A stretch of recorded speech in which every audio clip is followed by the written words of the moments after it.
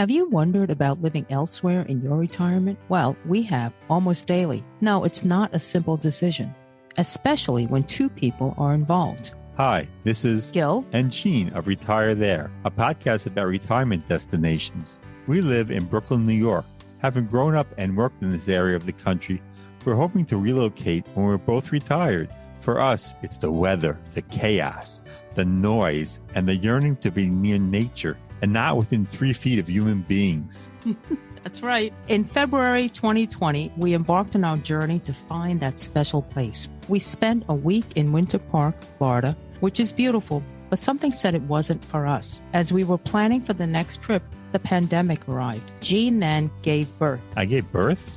To this podcast. With so many baby boomers retiring, many must be relocating. Why not connect with and learn from them? Here's a little background about us. I'm Asian, born in Brazil, and grew up in Flatbush, Brooklyn. I'm an engineer turned attorney turned podcaster. I recently retired from a university career practicing higher education law.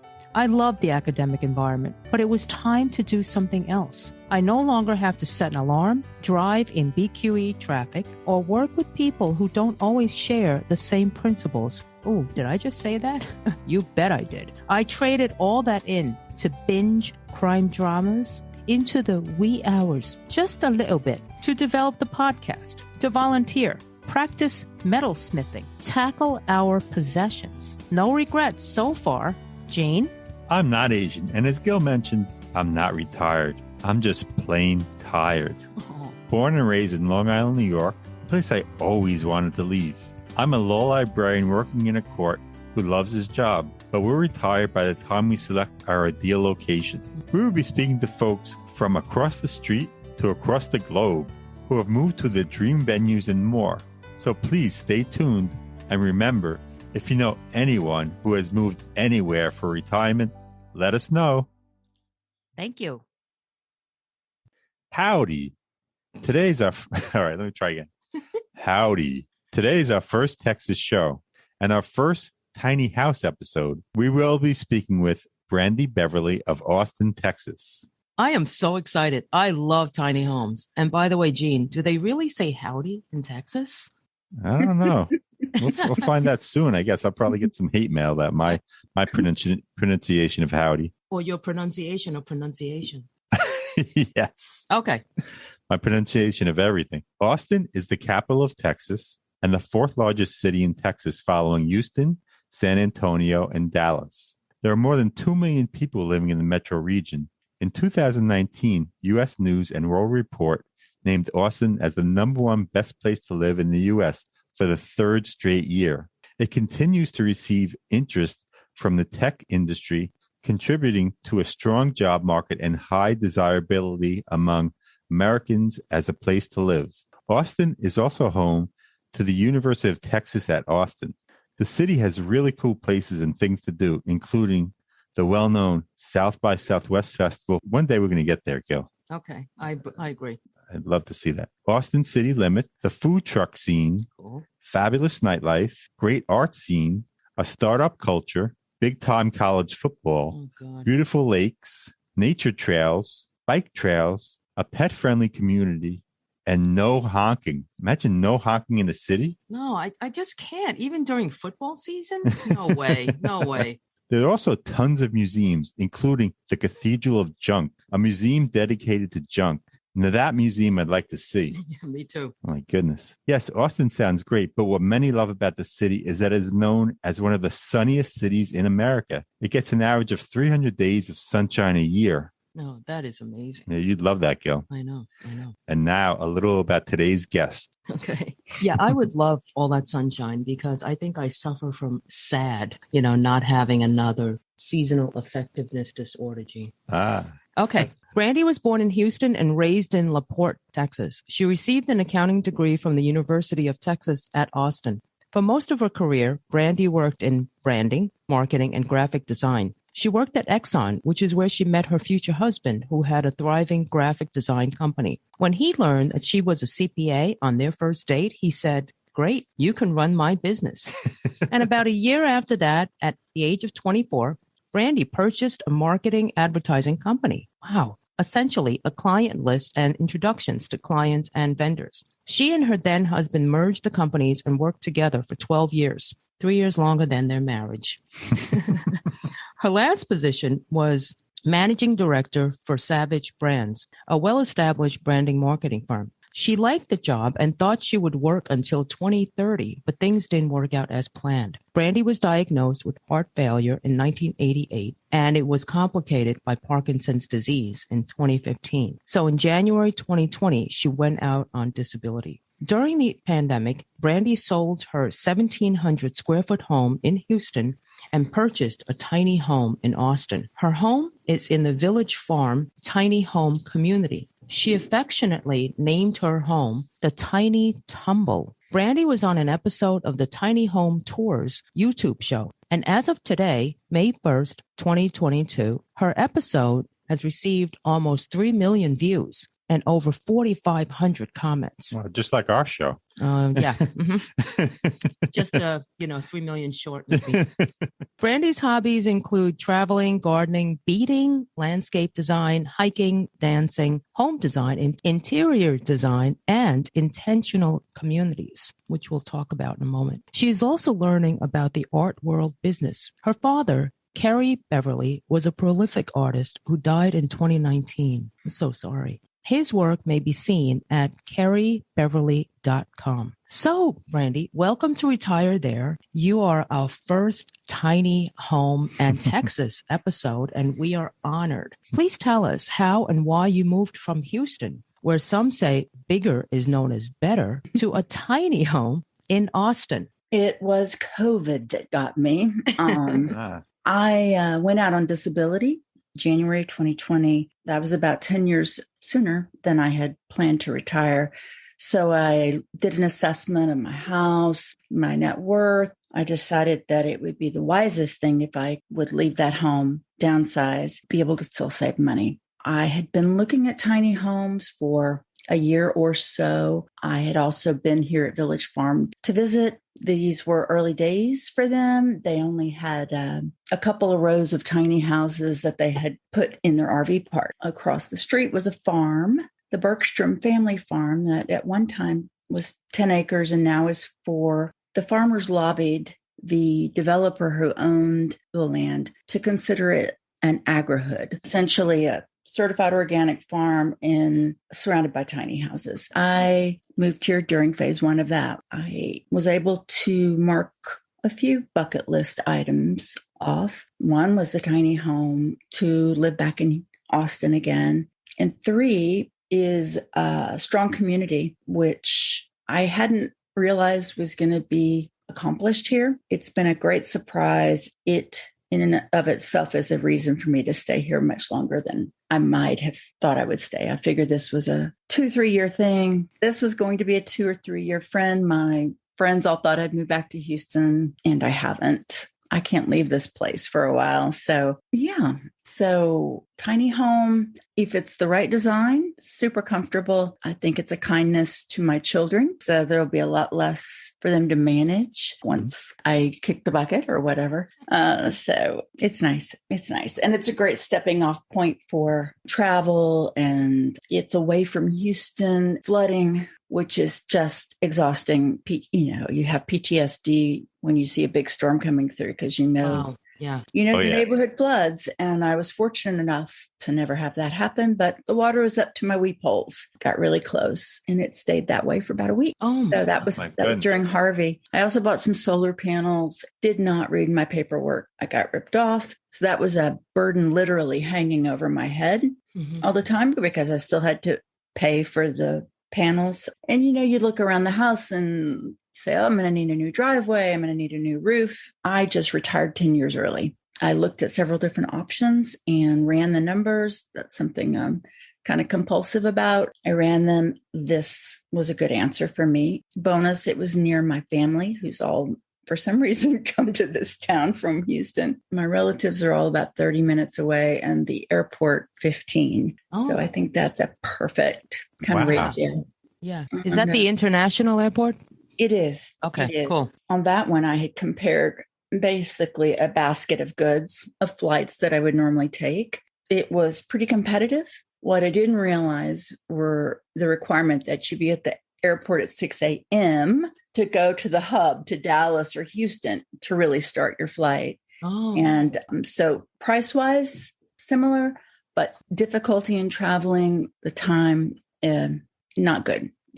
And you can't even get an Uber from the airport unless you pay a $25 premium and walk all the way to the edge of the parking garage to pick them up. Oh my goodness. So lessons learned. Wait, so you're saying that the Austin International Airport doesn't have that many flights to go to the list of places that you desire? Doesn't have that many direct flights. To get to like Dallas? Yes, and Houston. Luckily, Houston's only a few hours away. I have good friends. I can just pop in and fly out, but that's real disappointing to me. Yeah. Travel's hard enough these days. Yeah. It was part of my consideration set. 911 services were important for me. Travis County does not keep track of response times by particular area, so I had to take a little bit of a risk. At least I am in the Austin extrajudicial neighborhood, far out, but we still get the services, and hopefully we don't ever need to call upon them. That was important. For me, I've always said a little piece of dirt is very important. I need to garden. Oh, that's how I feel. Yeah. Yeah. I didn't realize when I moved in that you couldn't put anything in the ground. I'm becoming a container gardener and talking bad about the developer a lot. Just because so many of us are in the same situation. We were drawn here because it's a great neighborhood of front porches and farm work. If you want to do farm work, you can go out and do that. And we have seed savers. I don't know. It's just, it's very nice. It just brings you together and sharing your bounty. We have my first tomato of the season, and my kids and I would normally have cut it in little pieces and all had it. So I shared it with my neighbor who does a lot of watering for me while I'm gone. Mm-hmm. I don't know if I answered your question, but that was great. Homegrown tomatoes are really tasty. I mean, once you have that first one, it's not like the same when you go to a supermarket. No, but they're wonderful, and they just barely get to the kitchen before I've eaten them. Yeah. So I want to go back. You mentioned a couple of things actually that we want to ask about. What was it like to go about purchasing the tiny home? For many of us who have no idea other than watching all the myriad of shows on TV, I was hooked on the tiny houses, all those shows. I think I watched like over 100 episodes because each design was a little more unique. And the designer, I think his name was Sean or one of the famous guys who's famous now, he would have the most creative ways of coming up with additional storage for things or even dining tables that were lifted up to the ceiling, the compost toilets that opened up on the side for toilet tissue. There were like these amazing designs. But like for those of us who have no idea, and there must be so many vendors now, like how do you go about I know you picked the site first, right? But then what? I picked the community and was working with their sales office. Mm-hmm. They sell only certain models. Okay. They have preferred manufacturers and you choose among those models. I believe now they're probably 4 to 6 different models. I had actually given up on living here and was in the process of buying a condo in Houston. Oh, wow. Just a couple weeks from closing when I said, I need to go back and look at that place one more time. Saw a rainbow and knew it was something I definitely had to do, and just drove to Austin on a whim. They had a new model here. They didn't even have the stairs to go up to the deck. You had to just pull myself up and look inside. Oh. And I was like, that's the model I want. I loved it. So I special ordered it instead of buying the one that was there and made some modifications that really made it more livable for me. It took months. Luckily, the lady let me out of her condo deal. She was not pleased with the place she was buying. So it was serendipitous. It took about 7 months to get in here. I moved into an apartment in Houston, waiting for this place to be completed. Meanwhile, COVID is raging and there are no workers. Things. Right. Luckily, I got in when I did. Price-wise, my model, I was able to purchase for $100,000 plus $6,000 sales tax. I had them deliver it without countertops because I didn't like laminate. I wanted solid surface. It just makes it look so much. Oh yeah. As a cook, you don't laminate. I'm sorry. Yeah. Oh, please. I know. We bought this house. We bought this house that had laminate, but we were broke at that point after paying the house. We're like, it doesn't look so bad, right? And then you live with it. Then at some point you're like, oh, please, we had the money. We just didn't want to spend it there. Yeah. And you can't put any of your sinks in until you have your countertops. Moved to Austin, live with my mom. It was, I don't know how I handled it. All the move, first to an apartment, then to my mother's, then just. Wow. A lot of moving. Yeah. So that's a great price. I mean, I know it sounds high compared to some of the other ones that we saw on the shows and what we read about in magazines. Some of them you can buy for like $30,000, but that's just like the base, right? Without anything else. And then you see them all the way up to, I was in Barnes and Noble yesterday, part of my prepping research. And there was one magazine, Tiny House, it was called, or Tiny Homes. There was a guy, an architect in Italy. He designed and built this home, and it looked like it was coming out of the mountain, but it was all concrete. It was stunning.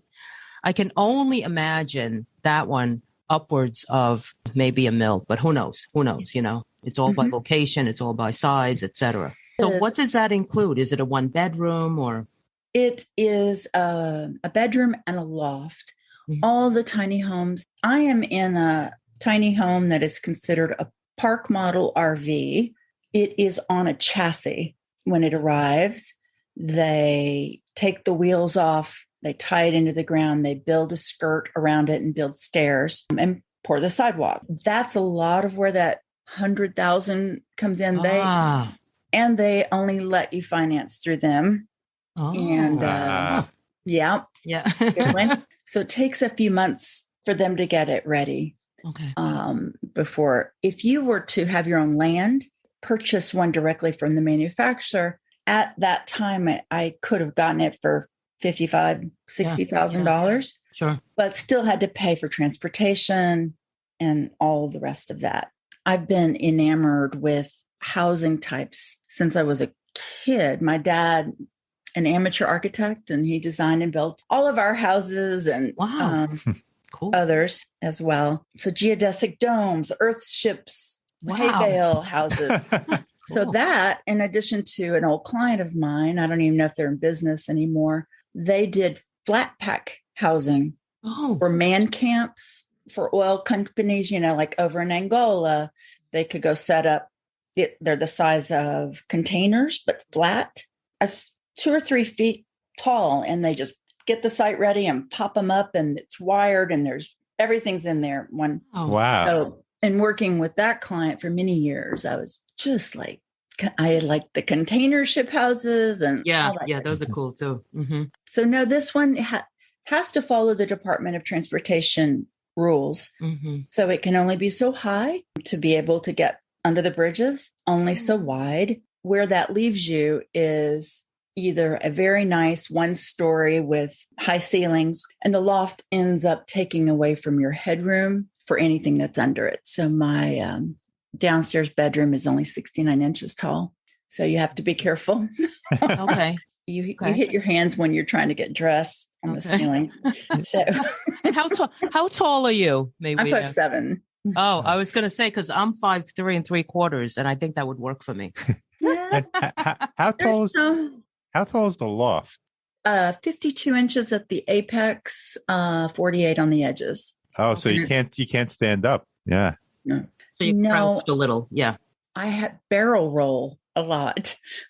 I climb up and I have my certain way. I just kind of move, and then I just throw myself and roll onto the bed. And okay.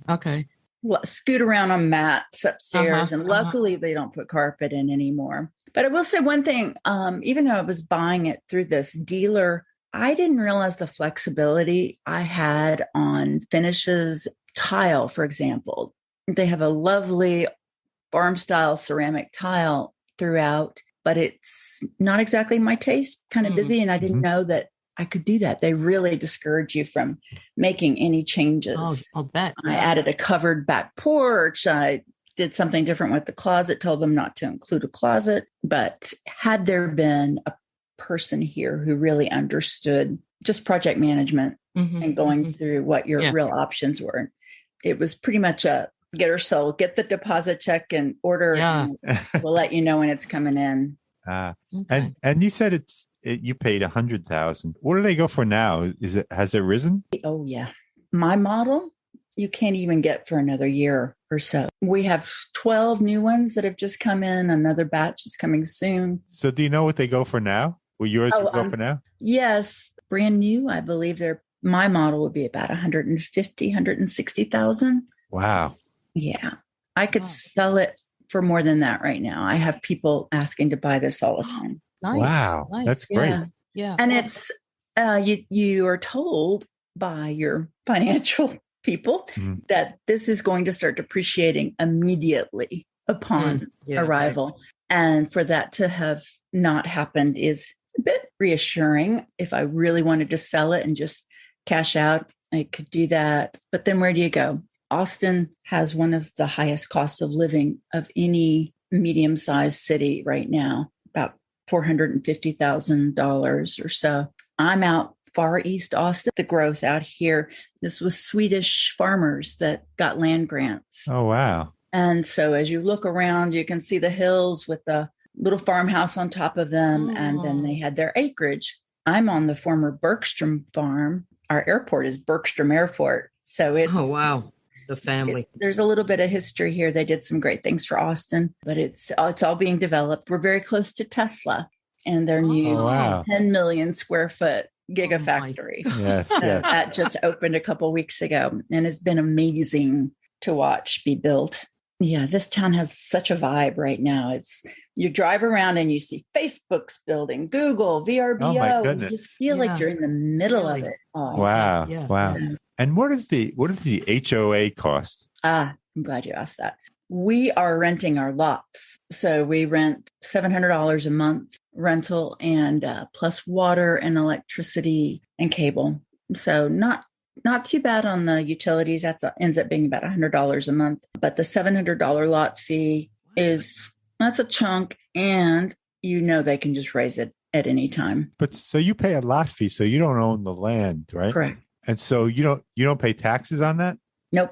Oh, so that's good. It is. So there's no real estate tax. Exactly. Oh, that's great.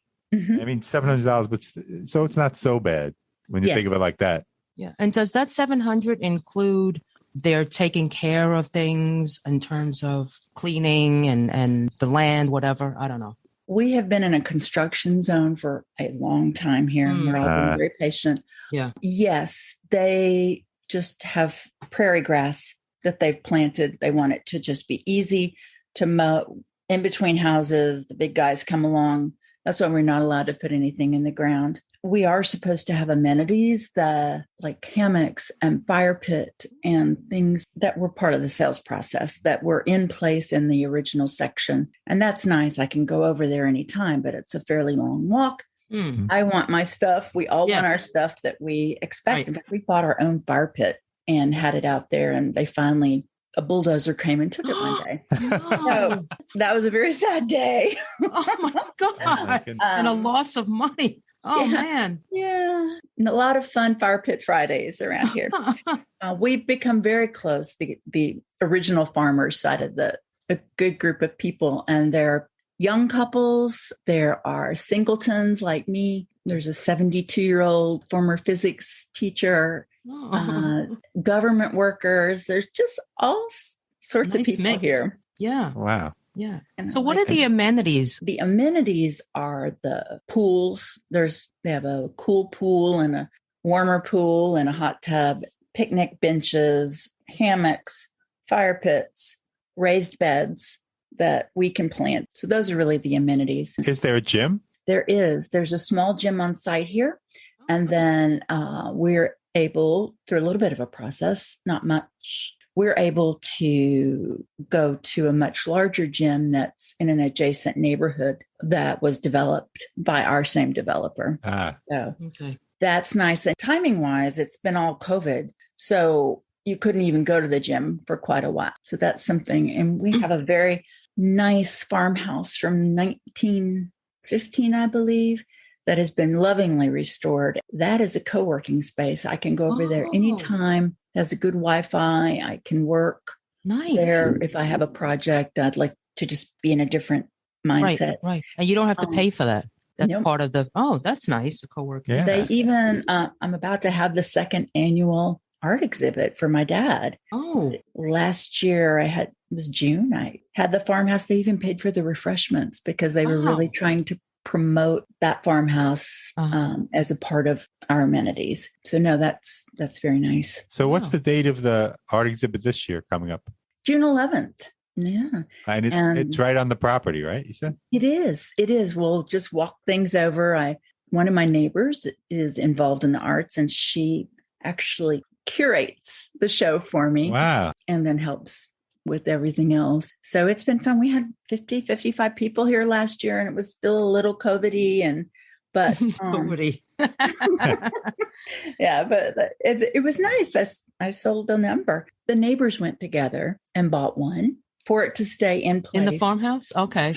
Cool. Wow, that's so nice. And then the developer met the challenge and bought another. Nice. That was just lovely. Sweet. Yeah. Very nice. Yeah. And did you say that the electric, so you cook electric? It's not, you don't have gas, right? I do have gas. Oh, you do have gas. Okay. Yes. Okay.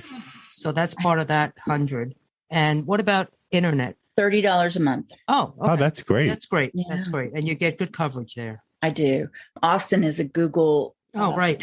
Of course. Whatever that is, magical thing is that they did to this town. Okay. And do you have full-size appliances in the tiny home? I do. I thought I needed those. I've always been cook, entertainer. Now I realize I probably could have gone with that 2-burner convection top just in order to have a dishwasher. Right. Okay. I gave up the space, but I do have full-size gas stove. Nice. And range, washer dryer. Oh, right. Washer dryer. Very small, and a full-size fridge. Oh, wow. Okay. So you have everything you need at your fingertips. I do. Yeah. Now, what about groceries and all? Do you shop at the farm, or how far is that? I go to the farm stand here in our neighborhood on Saturdays and gather things, and I receive gifts of produce from the farmers for helping volunteer, which is nice. Oh, wow. There's a Hispanic grocery just a half mile away. So many people here haven't gone to it, and it's just a delight. There's some people that speak English there, but they have the best meat, fruit juices that they do there, and their version of rotisserie chickens. So I have that. And then to get to the major grocery store, it's about 7 or 8 miles away, and it takes, 15, 20 minutes to get over there. But that's just fine. Yeah. So you don't need a car, right? To get everything. Yes. Oh, okay. Car is absolutely, yes. The nearest place to catch a bus is still about a mile away without sidewalks. Wow. Yeah, you need a car. Okay. Need a car. So do you have a spot that comes with your property? I do. We get one spot and a couple visitor tags. It took a while, but it's fine. It's reserved now. It's actually reserved parking, and you do have to schlep your groceries just a little bit to get them inside. I have my groceries delivered often. It makes more sense. Grocery shopping. I'm that person who's sitting on the floor crying every once in a while because I'm so tired, and I just finish the groceries. Sure. No, of course. And we've all heard about the restaurant in Austin. Is it that good? Is it the scene that good? I have been to some great places here. I'm coming from Houston, which at one point had more restaurants per capita than any city in the United States. I came here to reduce my expenses. And so going out is a treat. But there's food trucks that are just fantastic wherever you go. And there's a taco truck that I am there 3 or 4 times a week. Oh, wow. Yeah. Okay. And we've heard about the breakfast tacos. Is That's what they're known for, right? The breakfast tacos? Breakfast tacos, chicken tacos, street tacos, or any kind of meat. And they usually just put cilantro and onion, $2. Oh, You wow. can get out of there for $5 and Wow. yeah. Yeah, that was going to be my next question, which I ask every guest, by the way, because when I retire, I don't want to cook. You are retired. Well, I am retired actually a few months ago, but I'm not cooking, but I'm spending way too much New York prices. But could you get away with not cooking most of the days? Like $2-3 a taco. I mean, maybe I'd get bored of that, but still. Well, I would have to drive there that many times a day. I would have to cook. It's just it's drilled into my brain from my grandmother that the secret to long life is cooking for yourself and cooking for others. Okay. I enjoy restaurants, but I don't have that many friends here yet. The folks that are here, most of them don't go out to restaurants. Kind of homebodies. There's a few of us who'll go out and go to events, music events, and we'll go grab dinner every once in a while. But mostly everybody wants to be at home. It's a pricey town. There's a lot of money here, and you can get $4 or $5 burger. But most of the time where I am, it's going to be, if I wanted a burger, it would be about $13, $14. Yeah. Okay. Got it. Not the place to do that, Gil. All right. Well, I'm just curious because, I hear about $5 meals and yeah. So you would love that. Yeah. You would have tacos every day, Gene. I know you. I would. He loves Mexican. Just loves it. Well, it's easy to eat it every day because there's so much to Mexican food. Yeah. Even beyond the tacos and stuff. Sure. Yeah. And so you said you don't have that many friends there, but so you live in a community of all tiny homes. You would think you'd get along with a lot of neighbors, you meet a lot of people. Is that the case? That is the case. I enjoy having friends of all different ages. Some of my dearest friends are 10 years older and much younger. But as far as getting in a car and going with somebody and spending dinner, you just different. Yeah. You sync up with certain people. Like I remember when the first woman my age moved in, and she was a doctor, and it was just great to have good conversation and somebody to walk with. We never went out. Happy hours were great at her place. It's a pricey place. If I go out, it's easy to spend good money pretty quickly. Sure. And you have a front and back porch. Can you tell us the difference between the front and back porch? Yes. Our front porches, our homes are aligned so that the front porches look out over the farm. And the back porch, it looks out on our parking. I have my place is 15 feet wide. And on the front of the house, I have a 10-foot deep porch deck. And on the back, it's 8 foot. That is my southern exposure there. So that's where most of the plants are growing. I have a couple of storage sheds that aesthetically blend with my porch and my composite decking. And I have a garage in one of them, and I have a kitchen in the other, basically. You have a lot of spaces. We've seen photos, and you will see them once we post the show. The rooms seem spacious and comfortable. I mean, you're one person, so it seems very nice and modern. And, you're the first homeowner, so it's also very chic. I have to say, you did a wonderful job. Thank you. But you were saying on the back porch, that's sort of a private area and people don't bother you, but in the front porch, people are and allowed to come up to you and talk to you? Yeah. There's just more conversation in the front. And it's not that the back porch never ends in conversation, but at least up until now, which this place is forever going to be changing because of the people moving in. We have a whole new crop, it's just so exciting. But that's where I just have my comfortable little lounge chair and sit back there. You can just lift your head or not. Yeah, if you lift your head, you're going to talk to That's people. your me space. It is. Yeah. It is. Yeah. Many people have an enclosed back porch, but this model didn't come with that. Theirs have wood with slats in between, so there's light on their porch, but it's much more private. And some even have a door to their back porch. Oh, so no mosquitoes. We don't have mosquitoes very often here. Oh, really? Just after long rain events. Okay. Mosquitoes and baby frogs. Well, baby frogs don't bite, right? Oh, no. No, I can't your friends. No, I can't stand mosquitoes. So, I mean, I don't know who can. But talking about mosquitoes and rain, what's the weather like there? It is warm. It is usually a little less humid than Houston. Springs are glorious. Spring and fall are lovely. In the winter, typically we get down into the 30s, but it's usually low 40s. Oh. Summer days will be very hot. It's already 91 degrees here during the day. I think we're at about 90% humidity. A lot of beautiful clear sky days. Well, we have a lot of beautiful days with puffy clouds, and you can see 180 degrees here. Mm-hmm. And I've learned since I moved here that the sunset is fantastic, but watching the eastern sky during a sunset is mind-blowing because it's just this violet and being in an open space without big buildings around is really nice. And they've been very intentional about the lighting, so it's at night it's good and dark, so you can see the stars, and nice. It's really nice. I assume all the homes are central air. In Texas, there's no such thing as no air conditioning, right? Oh, could not.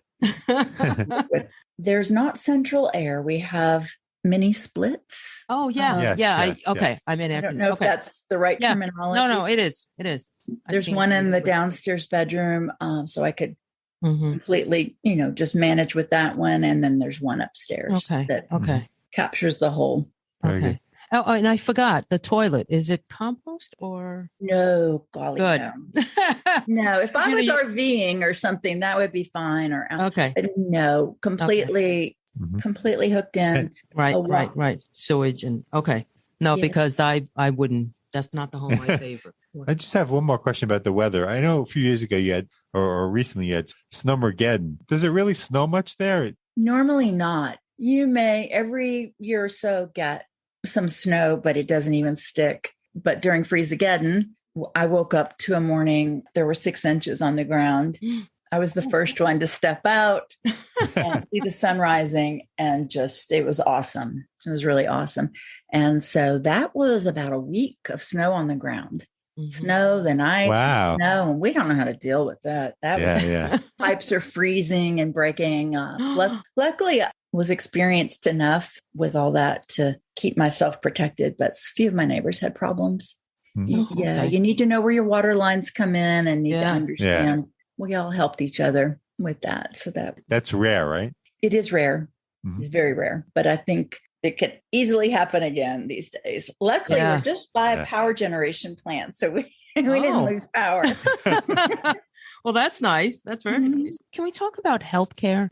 Where the nearest hospital is, and if you just move down there, locating a physician, is the process difficult, or how would you describe it all? Most of my doctors are still in Houston because my conditions have such a history, and the Houston Medical Center is wonderful. But I did identify here an internal medicine doctor and a cardiologist, so I could have somebody on the ground. Sure. Closest hospital is probably 10 miles away. Oh, my family has had great health care here. I will be going on Medicare July 1. So I will start to change my doctors to Austin at some point. But right now I'm a medical tourist to Houston. I go there. I go to Houston for doctors once a month. How long is that drive? 2.5 hours. Okay. Got it. Yeah, I was trying to picture on the map Houston being, so that's not that bad. Yeah, it really isn't. Drove down there with my mother for cancer treatment at MD Anderson this last week. As long as you have a place to stay, I don't like to do up and back in one day anymore. Sure. Yeah, why do that? Okay, so that's good. And what about the other vision care, dental? Is that nearby? People can? It will be. And I've gone and got my glasses fixed and identified, like, okay, I'll come back here when it's time to check my eyes. Honestly, I've left a foot in Houston. I have really good friends, and my dance partner is there. I like to salsa, Latin dance. Oh, you go. Yeah. And they have that here, but you just have your favorite people, and go back. And I have a lot of friends that open their doors to me and let me just crash. So that's cool. That's very nice, actually. Why not? Right? I mean, why cut yourself off from a great life? And you're so close. It's not like you have to fly 6 hours across the country and stuff. No, it's an easy drive. I could do it not in my sleep, but I can put on autopilot to drive to Houston. Yeah, I was going to say, don't close your eyes. Okay. Is there Yeah, is there an urgent care near you? There's an urgent care near me that has seen me a few times. Mm-hmm. I got bitten by our farm cat when I stepped on it. Oh, And so poor baby, but bad cat bite and COVID testing, so Right, sure. yeah, it's nice to have that. I did look to see if there were urgent cares near me. Many years ago, I met a woman in a spa outside of Guadalajara, and we became fast friends. And although she lived in Seattle, we would always look at these places critically, wondering whether we could live there, whether we could retire. We looked at Lake Ajajic near there, Guadalajara, Cuernavaca, Puerto Vallarta, and Sayulita. All these places we were looking for where she would retire. But in the process, I was learning, and I love Mexico. And she ended up in San Miguel de Allende. Mm-hmm. And so now I will go there for about a month at a time. Oh, and it's nice there. Oh, that's we great. did a Yeah. show. Uh-huh.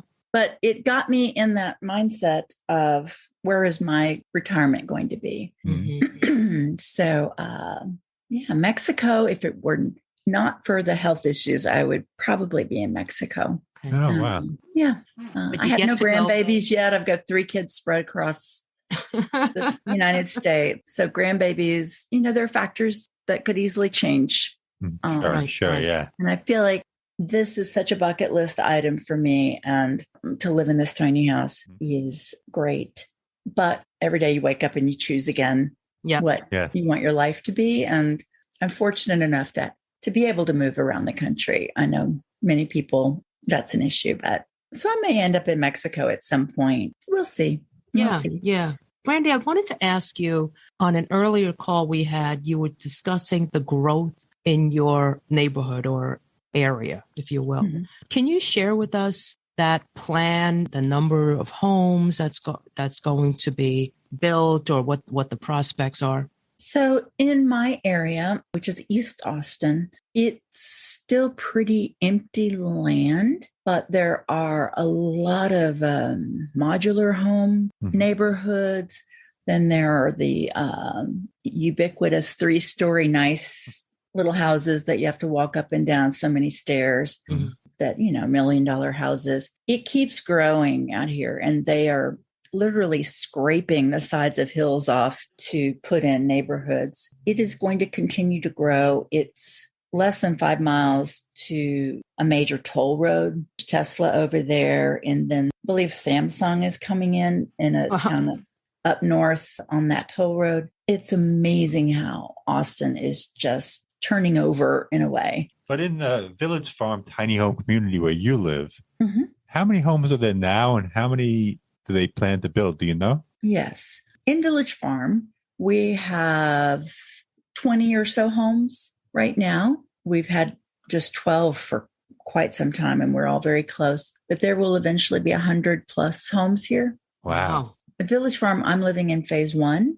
Phase 2 is just beginning to have homes delivered, and the infrastructure has been done for phase 3. They just can't get the houses fast enough, but eventually there'll be 120 homes, I believe. Wow. I'm hopeful that the later phases will not happen. The developer here is a bit of a scorched earth developer. This was a proof of concept for them to see if they could make money with the tiny home, and they can. But yes, we'll be growing for years to come here. But I hope the farm across the street stays.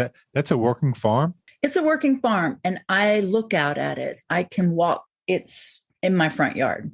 That's why I bought when I did buy it, because I wanted to be able to see. I wanted to be essentially on the farm. Some of the new houses that are going in, they really have amazing views, but it's because they cut all the trees down, which is a little bit irritating. We have our own raised beds that they built for us, and that's where we plant with the benefit of advice from the farmers. Nice. And often seedlings from the farmers. They will give it to us, and we put it in our own bed, grow that. We just are coming off our winter crops, and there has been a lot of kale and collard greens and mustard greens that are through my kitchen, because I'll harvest it and go through the washing process and hand it out to neighbors or cook it and give it to them. There's that much. Nice.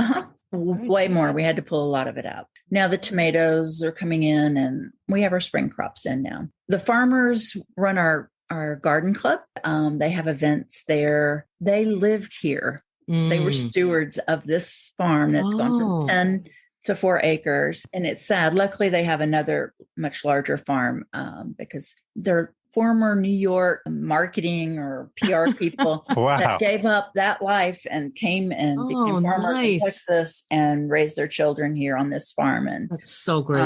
So beautiful backstory. Yeah, they own one of the tiny houses here and still manage the farm. I can go over there and walk, and there's some chairs. You can just kind of hide from the world and look at the crops. It's great. That's so nice. Yeah. Now, what's the size of your raised bed? Oh, they are 8 by 10 or 4 feet by 8. Yeah, 9 4 by 8. That's a nice size. We have 3 raised beds right now that we use, and more will be added as they add the houses. Mm-hmm.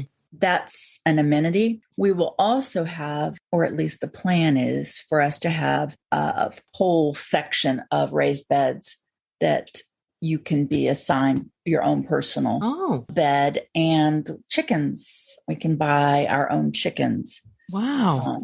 They're working on fixing up the chicken coop. So that's nice. Yeah, it is. It's great. Because my sister rents in upstate New York, and she's got about, I want to say, at least 4 raised beds.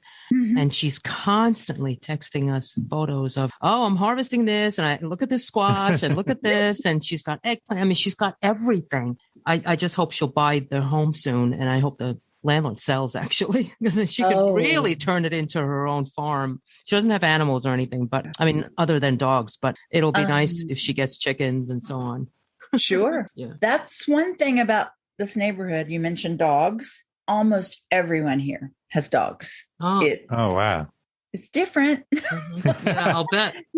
But you get to know all the dogs and their owners. And we have farm cats that are trained to kill mice. We're not allowed to feed them, watch them at work. And one of them has become her territory, my house. And that's so cool. Others around. And such a good cat. And she's trained.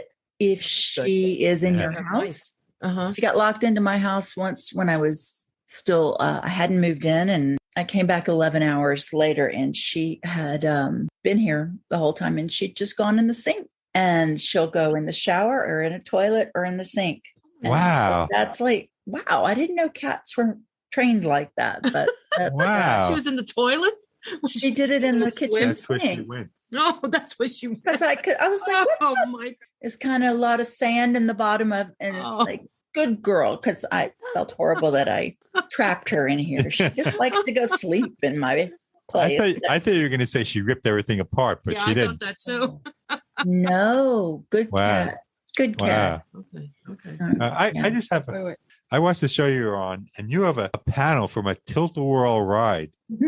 Where did you get that? I got that at a mid-century modern store in San Antonio. Oh man, that must have cost a penny. We could barely get it in my car as I was oh my goodness. I love driving back to Houston. It was over my head. And it's 70-year-old plus composite fiberglass, whatever they made it with. Very brittle. But I got it home and had it in my last house. I asked permission if I could put it on the outside wall of my house, and they said yes. Oh, it's on the outside wall of your house. Mm-hmm. I put it on my front deck. That's so cool. And it's actually from a TiltAWhirl ride, from a real ride. Yeah. Wow. I love that. There's room. You can see where the light bulbs poke through. Mm-hmm. Yeah. And just how it's grooved, how it fit into it's lovely. Oh my God. That was one of my favorite rides. Yeah. I love that. Because, I wasn't a roller coaster person. So that was like daring enough. No, I love it. I love it. All right. Well, you've spent a lot of time with us, and we are grateful. Really so nice to meet you more than anything. You're a beautiful person. If we come through Austin, we'll come by your farm and we'll come visit you. We'll bother you. I would love that. You have a couple of parking spots, so we'll just hang out there. So do you have any words of advice for future interested tiny home retirees? if I was advising someone who was going to move into a tiny house, I would strongly advise that they get a single story. Allow yourself to get there, work in the space before you go out and buy a lot of furniture. You really need to be willing to let go of a lot of things. Oh, yeah. You need to be willing to just basically give up all your china and all those things that may mean a lot to you. I think I mentioned artwork. Yeah. There are no walls big enough to put the things on that you want. I would really advise the one story. And if you were having one custom built that was on the ground, have it ADA compliant. There are some very narrow doors here. I would need more space. Yeah. I am just feel very cared for here, which is really, I just got very lucky with my neighbors. So that's great. That's great. I just start to fade. No. That's great. And you talk about getting rid of stuff. Do you still have a storage unit, or did you get rid of everything? Oh my God. I still have 2 storage units. One for my father's art. Okay. Sure. Adjoining mine. And mine is getting where there's a walkthrough, I'm getting rid of stuff. In fact, going over there this afternoon, I just haven't been willing to give up my dining table that was my grandma's that I refinished. And if I were to move to another place, there may be room for a dining room. Right. So you don't want to let it go. Just I know. I know. But I go to Goodwill every week and drop something off. So do we. Yeah. Yeah. It never ends. Yes. I hate the idea of storage units. I just promised I would never have one. And now I do. All right. Very good. Well, on that note, thank you so much, Brandy. Thank y'all. Pleasure meeting you. Yeah. It was so nice meeting you. Yes. We'll stay in touch. Please do. Okay. And, all right. Stop by anytime. Okay. We'll do. All right. All right. Love you. Okay. Thank you. Bye. Bye-bye. We hope you've enjoyed this episode. If you know someone who's relocated for retirement and wishes to share their story with us, please reach out to us. We'd love to hear from you. Our email address is gg@retirethere.com.